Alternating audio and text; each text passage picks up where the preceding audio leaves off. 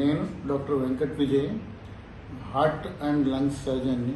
ఇక్కడ మ్యామ్స్ హాస్పిటల్లో హెడ్ ఆఫ్ ద డిపార్ట్మెంట్ కింద, cardiac surgery head of the department కింద ఉన్నాను. నేను డాక్టర్ రాజశేఖర్, మత్తిచ్చే డాక్టర్ గారు,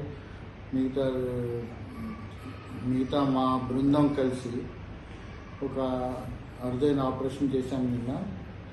ఒక 38 ఏళ్ల మనిషి, అనిల్ కుమార్ అని పేరు అతను మనిషి, రూఫ్ రిపేర్, 3rd ఫ్లోర్లో రూఫ్ రిపేర్ చేస్తూ కింద పడ్డాడు, భూమి మీద పడ్డాడు.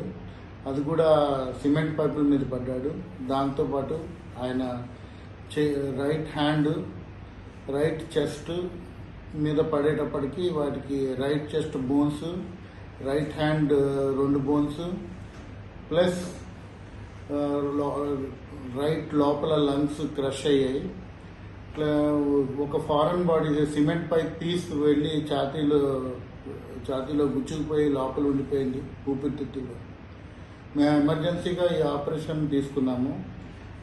ఫస్ట్ హ్యాండ్ ప్లాస్టర్ వేశారు, తర్వాత ఆర్థోపెడిక్ సర్జన్స్ ప్లాస్టర్ వేశారు. దాని తర్వాత మేము ఆపరేషన్ చెస్ట్ ఓపెన్ చేసి, ఊపిరితిత్తులు రైట్ సైడ్ 3 భాగాలు ఉంటాయి. మొదటి భాగాన్ని రిపేర్ చేసాము. రెండో భాగం పూర్తిగా క్రష్ అయిపోయింది ఇంజరీ వల్ల, మ్యాక్సిమం ఇంపాక్ట్ పడింది వల్ల, అందుకని అది తీసేయవలసి వచ్చింది.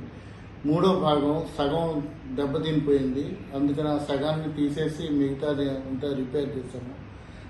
తర్వాత ఈ ఫారెన్ బాడీ ఏదైతే సిమెంట్ పీస్ లోపల ఉండిపోయిందో ఆ ఊపిరితిత్తులను తీసేసాము.